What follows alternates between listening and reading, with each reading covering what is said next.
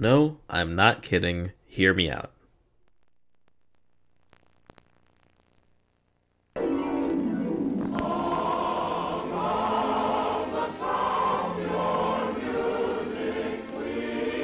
Excellent!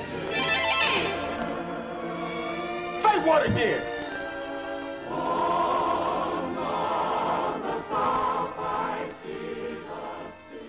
Song of the South is a 1946 Disney film. You've never seen it, but you've probably heard of it. There's a reason for that. The movie is riddled with controversy and has never been properly released. Recently, it's actually gotten a lot of attention, but we'll get to both of these issues later. Remember, I like to look at these movies as they are, regardless of any outside factors.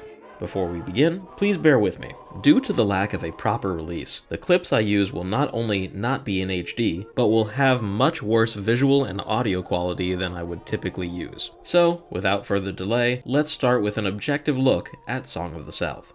The film takes place in Georgia during the American Reconstruction era, the time period after the American Civil War. A young boy named Johnny is coming to stay at his grandmother's plantation, but ends up facing various difficulties while there, such as parental divorce, bullies, and other issues typical of any child. He attempts to run away, but meets the kindly Uncle Remus, a former slave turned sharecropper. Uncle Remus tells him the fables of Br'er Rabbit, stories from African American folklore, helping the boy cope with his problems. Johnny applies the lessons from the stories to real life, making friends and overcoming his troubles. I don't usually like to spoil movies regardless of their age, so I'll leave out some of the other details. Just know that it ends on a good note wrapped up with a nice little bow.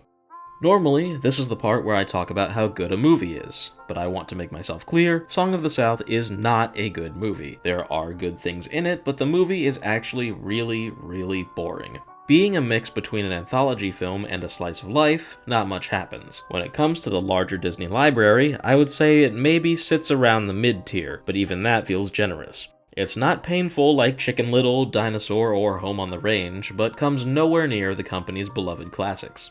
But like I said, there are good things about this movie. For starters, James Baskett does a fantastic job as Uncle Remus. He's kindly, full of heart, and delightfully wholesome. You just can't watch him without getting a smile on your face, and he totally steals the show.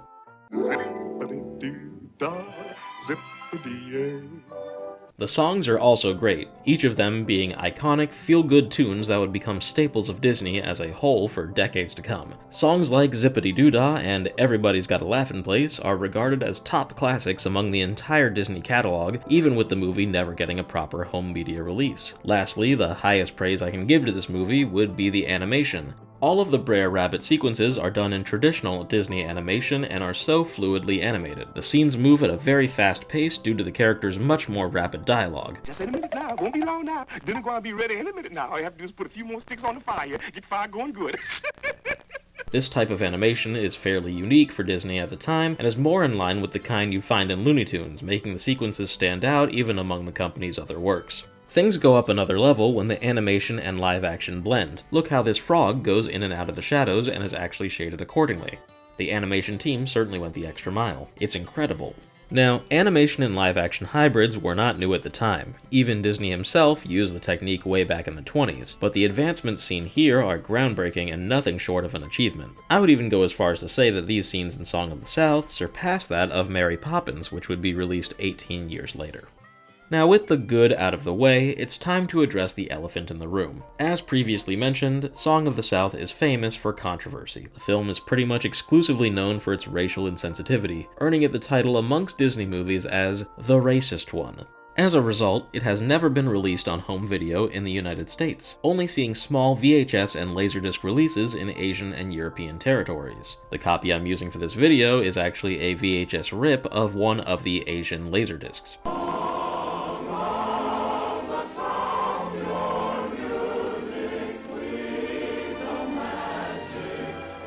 There is no official way to view the film in high definition, and Disney has gone on record several times saying that they have no intention of releasing it, most likely to avoid any further controversy. I think this is a very interesting statement, however, because from 1989 until this year of 2023, 34 whole years, Song of the South has been the main theme of one of the biggest, best, and consistently popular rides at the Disney theme parks. I am talking, of course, about Splash Mountain. Well, you know it is a thrill when you go down hill, 'cause you're riding on the mountain of your own free will. And you're zipping in a flash on a daring dash, down a waterfall so rapid that your ghost may splash. Splash Mountain! Zippity-doo-dah! Splash Mountain! Zippity-hey! As a quick detour, I would like to mention that not only am I a huge Disney Parks fan and amusement park fan in general, Splash Mountain is my absolute favorite theme park ride of all time. It has everything you could possibly want in a ride. Excellent theming, thrills, catchy music, and dozens of animatronics and scenery to look at. Splash Mountain. It may look peaceful and fun, but the only way out is a long way down. Why am I bringing this up? Well, for one, I find it weird that the ride was even greenlit in the first place. The source material is a movie they don't want to release. Why even consider making a major attraction around it? Second, recently, Disney has made the decision to close Splash Mountain at its US parks and will be retheming it to Princess and the Frog. For better or worse, this has brought attention to Song of the South once again.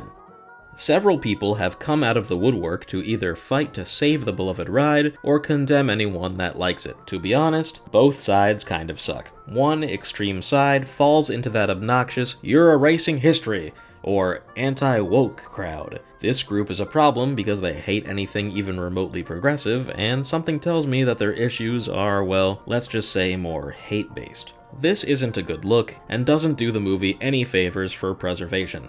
A lot of them will claim that Song of the South is one of their favorite Disney movies. This is a lie, as Song of the South is nobody's favorite Disney movie.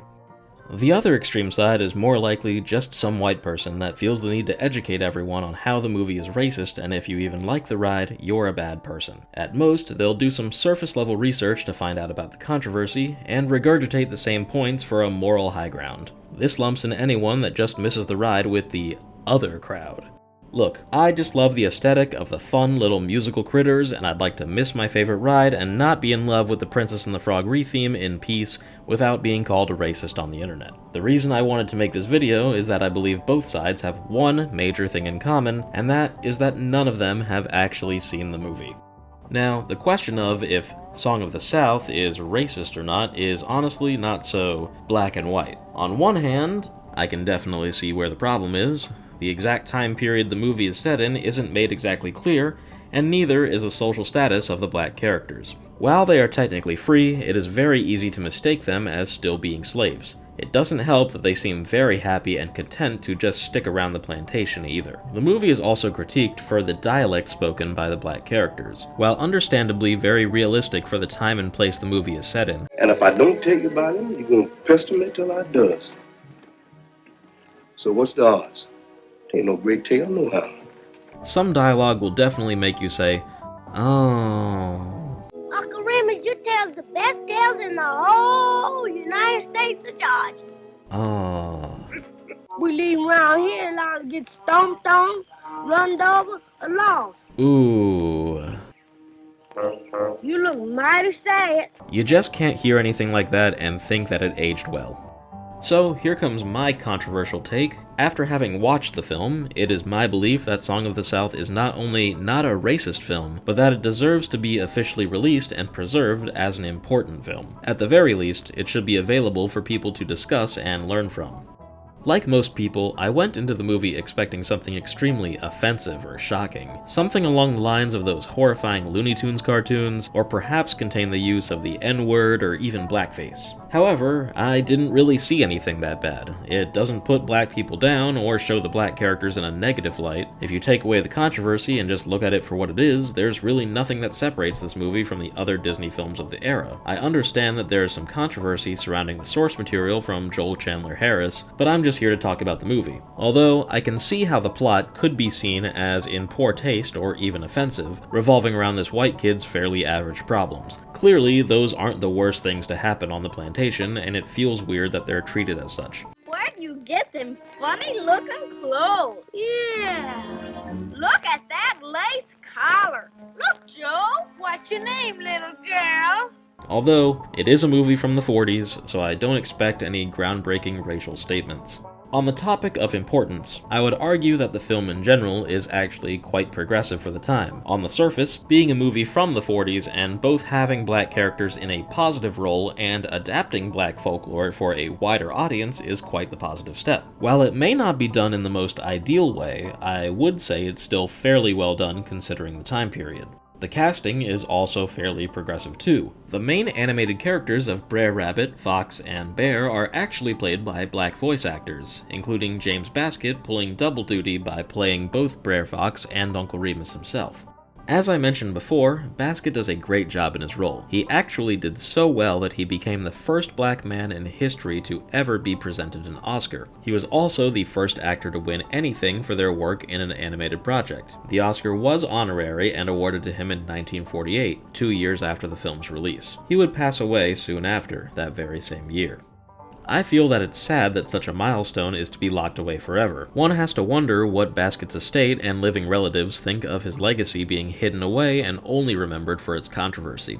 On a side note, I hadn't mentioned her yet, but it's worth noting that Song of the South is part of the filmography of actress Hattie McDaniel. She plays a supporting role as Aunt Tempe. Hattie is famous for her role in 1939's Gone with the Wind, and was not only the first black woman, but the first black person ever to win an Oscar. This means that Song of the South is the only movie to feature the first 2 black Oscar winners in history in the same movie on the same screen. Yeah. Speaking of Oscars, Zippity Doo Dah also won Best Song, which is just another accolade worth mentioning. Yes, sir. In the end, I would say that Song of the South, objectively, isn't that bad. It's not exactly a good movie, but I find that its bad reputation is undeserved. It's a lackluster film by Disney standards, but has plenty of history behind it and milestones for the industry. I find it unfair that the great animated sequences, music, and acting are currently doomed to be lost to time. When it comes to the racial issues, I personally feel like it doesn't make a lot of sense considering the other films that are allowed to exist and are historically revered. These include the actually incredibly racist movie Birth of a Nation, or even Disney's own Peter Pan. Make Peter Pan keep big chief. Teach him, pale-faced brother, all about Red Man. The latter of which features horribly stereotypical portrayals of Native Americans, or as the film calls them, Injuns. We're out to fight the Injuns, the Injuns, the Injuns. And is revered as a classic. Also, unlike Uncle Remus, these native characters actually show up in their ride. Considering these factors, I feel like this movie should be allowed to exist too. Blackfoot tribe.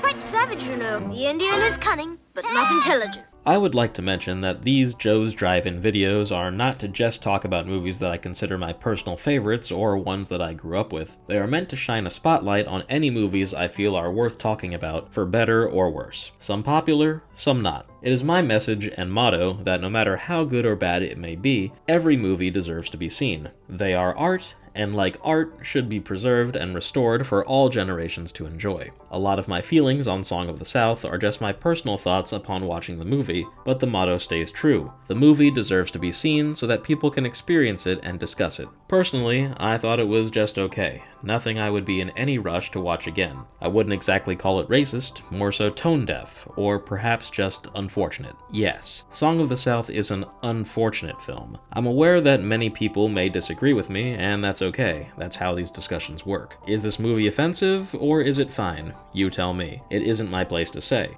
You are entitled to your own opinion. All I ask is that you actually watch the movie. You cannot pass fair judgment on a film you haven't seen. Therefore, I believe that this movie should be preserved and restored, available for people to watch and form their own opinions without outside influence. It's not a good movie, but it deserves the chance to be seen. If you are offended by the movie, you have every right to be, just like you have every right to enjoy it. Unfortunately, there will most likely never be an official release to allow you to make that choice, so if you can find a way to watch it, check it out for yourself and form your own opinion.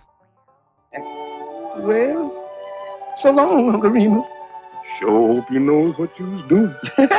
Don't worry about me. I can take care of myself.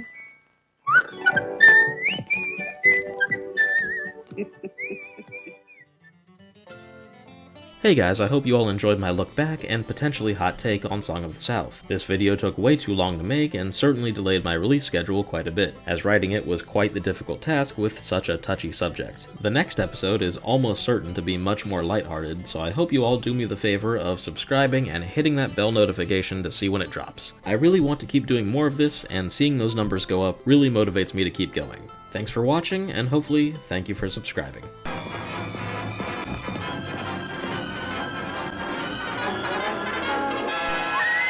This.